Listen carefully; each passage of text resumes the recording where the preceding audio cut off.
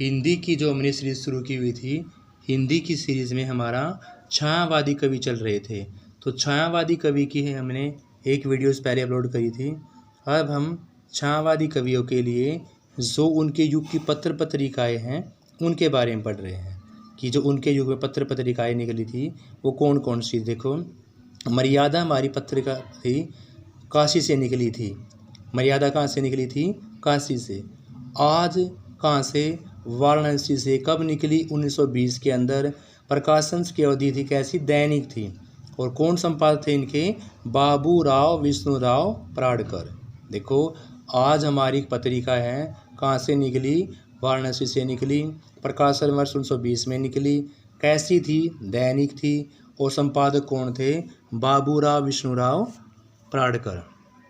फिर आपका देश, देश निकली हमारी पटना से। कब निकली? 1920 में। कैसी थी? साप्ताहिक। संपादक कौन थे? राजेंद्र प्रसाद। चौथा फिर हमारा हिंदी नवजीवन में हमारी पत्रिका है, कहाँ से निकली? अहमदाबाद से। कब निकली? 1921 में। साप्ताहिक थी, महात्मा गांधी के द्वारा संपादन किया गया था। अगला हमारा माधुरी, माधुरी निकली गई थी हमारी लखनऊ से। कब निकली? 1922 में। एक मासिक पत्रिका थी माधुरी, लखनऊ से 1922 में मासिक पत्रिका थी।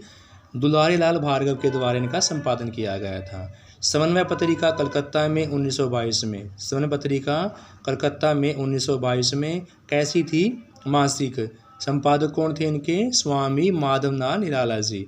फिर चांद पत्रिका कहाँ से निकली हमारी? प्रयाग से 1920 में। कैसी है? मासिक है। संपादक कब था उनका? राम रख सहगल के द्वारा। राम रख सहगल के द्वारा स्टूडेंट्स। फिर आपकी मतवाला, मतवाला आपकी कलकत्ता से निकली। कब निकली? 1923 में। मतवाला कलकत्ता 1923। कैसी थी? साप्ताहिक थी। और संपादक थे इनके महादेव प्रसाद सेठ, शिव पूजन सहाय, नवजादी लाल श्रीवास्तव और निराला जी। इन सभी ने मिलकर संपादक का कार्य करके मतवाला को कलकत्ता से संपादित किया था 1923 में। फिर आपकी कल्याण, कल्याण निकाली गई थी गोरखपुर से। कब निकाली गई? 1925 में। कल्याण गोरखपुर से 1925 में। कैसी है? एक मासिक पत्रिका है। श्री कृष्ण संदेश हमारा निकाली गई थी कलकत्ता से। कब निकाली गई? 1925 में। कल्याण भी 1925 में और श्री कृष्ण संदेश भी 1925 में। कल्याण हमारी मासिक है, श्री कृष्ण जी हमारी साप्ताहिक है। और कब किसने निकाली संपादक कार्य है? लक्ष्मण नारायण नरदे ने। सुधा पत्रिका लखनऊ से निकाली गई 1927 में। कौन निकाली गई? सुधा। कहाँ से निकाली गई? लखनऊ से। कब निकाली? 1927 में। कैसी हमारी? मासिक। दुलारी लाल भार्गव और रूप नारायण पांडे जी और निराला जी, तीनों संपादकों ने मिलकर इसका संपादन कार्य पूरा किया। विशाल भारत कलकत्ता से निकाली गई 1928 में। कौन? विशाल भारत। कहाँ से? कलकत्ता से। कब? 1928 में। कैसी है? मासिक है। और इनका संपादक कार्य बनारसी चतुर्वेदी और श्री राम शर्मा जी के द्वारा पूरा किया गया स्टूडेंट्स। नेक्स्ट है हंस पत्रिका निकालेगी बनारस से। हंस पत्रिका कहाँ से निकालेगी स्टूडेंट्स? बनारस से।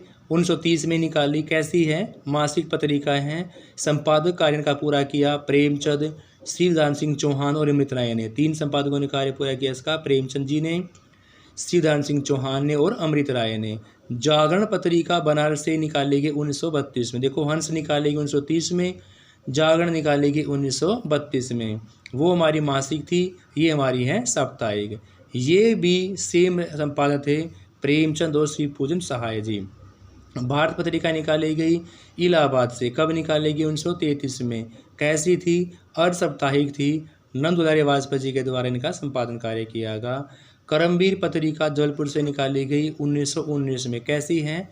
साप्ताहिक पत्रिका है और संपादक कार्य इनका पूरा किया था माखनलाल चतुर्वेदी जी ने। वीणा, वीणा इंदौर से निकाली गई 1927 में निकाली गई। कैसी थी? मासिक पत्रिका थी।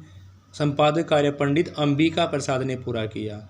हिंदुस्तानी इलाहाबाद से निकाली 1931 में। कैसी है? त्रैमासिक है। संपादक कार्य रामचंद्र टंडन ने पूरा किया है। साहित्य संदेश निकाली हमारी आगरा से। कब निकाली? 1937 में। कैसी थी? मासिक थी। संपादक कार्य हमारा पूरा किया गया बाबू गुलाब राय के द्वारा। रूपा पत्रिका 1938 में। कैसी? मासिक पत्रिका है और संपादन कार्य पूरा किया गया सुंदरानंदन पंत जी के द्वारा स्टूडेंट्स। अब हम इसके ऑप्शन टाइप क्वेश्चन कर लेते हैं कुछ। फर्स्ट क्वेश्चन देखो स्टूडेंट्स हमारा, महादेव वर्मा की रचनाएं बतानी है कौन कौन सी हैं। देखो साला बाला कलश तो हमारी हरिवंश राय बच्चन जी की है। किसकी है? हरिवंश राय बच्चन जी की हैं। और बादल राग और जूही की कली हमारी किसकी है? निराला की है। पूछी किसकी हुई है? महादेव वर्मा की। तो महादेव वर्मा जी की स्टूडेंट्स यहाँ पर यामा और दीप शिकार। यामा तो इनका काव्य संग्रह है, इस पर इसको पुरस्कार भी मिला हुआ, 1940 में लिखा गया था। पंत जी की किस रचना पर उन्हें ज्ञानपीठ पुरस्कार मिला था? पंत की चिदंबरा पर। देखो ग्रंथि, ग्राम्या, पल्लव, चिदंबरा। ग्रंथि, ग्राम्या, पल्लव, चिदंबरा, ये चारों ही पंत जी की हैं। लेकिन बात चल रही है यहाँ पर ज्ञानपीठ पुरस्कार की, तो ज्ञानपीठ पुरस्कार उनको चिदंबरा पर दिया गया था। नेक्स्ट आपका, अतीत के चलचित्र किस गद्य की विधा है? यानी गद्य की कौन सी विधा में अतीत के चलचित्र लिखे गए थे? अतीत के चलचित्र एक संस्मरण है और ये संस्मरण महादेवी वर्मा जी का है, क्योंकि महादेवी वर्मा का नाम संस्मरण वाले केस में बड़े ही आदर सम्मान से लिया जाता है।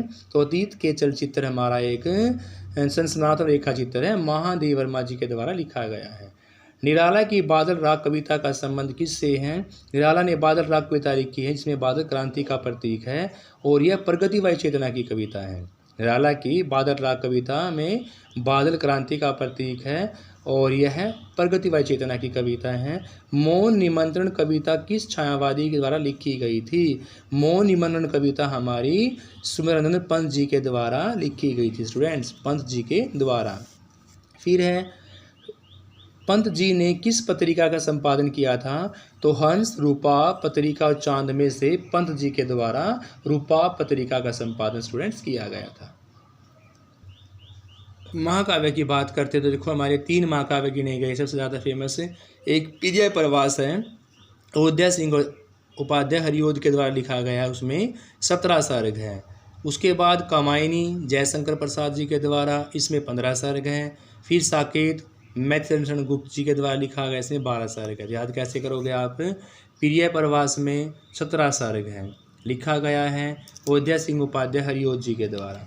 फिर लिखा गया हमारा कामायनी, इसमें 15 सर्ग हैं, जयशंकर प्रसाद जी के द्वारा।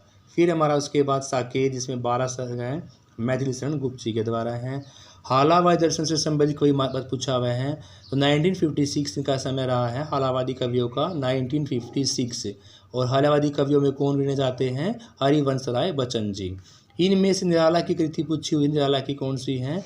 तो अनामिका किसकी है स्टूडेंट्स? यहाँ पर निराला की है।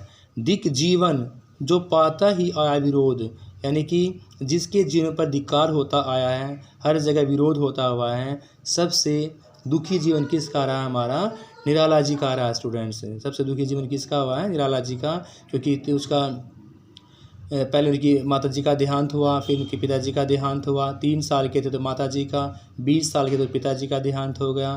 फिर विश्व युद्ध के ख़त्म होने के बाद उनकी पत्नी का देहांत हो गया और बाद में उनकी बेटी का भी देहांत हो गया। तो इसलिए सबसे जो दुखी जीवन माना गया है वो निराला जी का ही माना गया है। कौन सी कृति जयशंकर प्रसाद की है? कामायनी। कामायनी एक महाकाव्य है जो 15 सर्ग के अंदर लिखा गया है और जयशंकर प्रसाद का है ये कामायनी। मिलन का मत लो नाम मैं विरह में ही चूर, यह पंक्ति किसकी है? यह महादेव वर्मा जी की स्टूडेंट्स। इनमें से कौन सा लेख जो है छायावादी का आलोचक माना गया है? छायावादी का आलोचक स्टूडेंट्स हमारा नंदुलारे वाजपेयी जी है। कौन है? नंदुलारे वाजपेयी जी। नेक्स्ट है, छायावाद के समर्थक में सबसे पहला निबंध किसका है? सबसे पहला निबंध मुकुंदर पांडे जी का स्टूडेंट्स। छायावाद के समर्थक में सबसे पहला निबंध किसका है? मुकुंदर पांडे का ही है। देश भर के सर में विंद कर यह जगह कवि अशेष छवि कर किस कवि की पंक्तियां हैं? सूर्यकांत त्रिपाठी निराला जी की कविता है। कामायनी मैंने अभी आपको बताया था 15 सर्ग का जयशंकर प्रसाद की महाकाव्य है। जरना छायावाद की प्रयोगशाला कवि किसकी है? प्रयोगशाला किस कवि ने माना है? नंदुलारे वाजपेयी जी ने माना है। किसने माना स्टूडेंट्स? नंदुलारे वाजपेयी जी ने। महिषादल में किस छायावादी कवि का जन्म हुआ था? तो महिषादल में निराला जी का जन्म हुआ था। छायावादी युग का प्रवर्तक पूछा हुआ है। छायावादी युग का प्रवर्तक माना जाता है जयशंकर प्रसाद जी। प्रसाद जी किस रचना पर उन्हें, काव्य रचना पर उन्हें छायावादी कवि के रूप प्रतिष्ठित किया गया था? तो झरना 1918 में लिखी गई थी। हिंदी का स्वच्छंद कविता का सूत्रपात किस कवि के द्वारा किया गया? स्वच्छंद छंद का सूत्रपात किया गया निराला जी के द्वारा। महाप्राण किस कवि को प्रयुक्त किया गया है? महाप्राण कवि हमारा सूर्यकांत त्रिपाठी निराला जी के द्वारा प्रयुक्त किया गया है। आधुनिक मीरा हमारी किसके प्रयुक्त की गई है? आधुनिक मीरा हमारी महादेवी वर्मा जी के द्वारा के लिए प्रयुक्त किया गया। कौन? महादेवी वर्मा जी के लिए आधुनिक मीरा शब्द। फिर है छायावाद की मूल चेतना किस शब्द में अधिक व्यक्त होती है? प्रकृति का मानवीकरण। प्रकृति का मानवीकरण किया है, यानी प्रकृति का चित्रण जो कवियों ने किया हो मानव के रूप में किया है, इसलिए छायावाद की मूल चेतना यहाँ पर प्रकृति का मानवीकरण के रूप में होती है। पंत की उत्तरवर्ती रचना कौन सी है? स्वर्णधूलि। स्वर्ण किरण स्वर्णधूलि, स्वर्ण किरण स्वर्णधूलि 1947 में लिखी गई थी।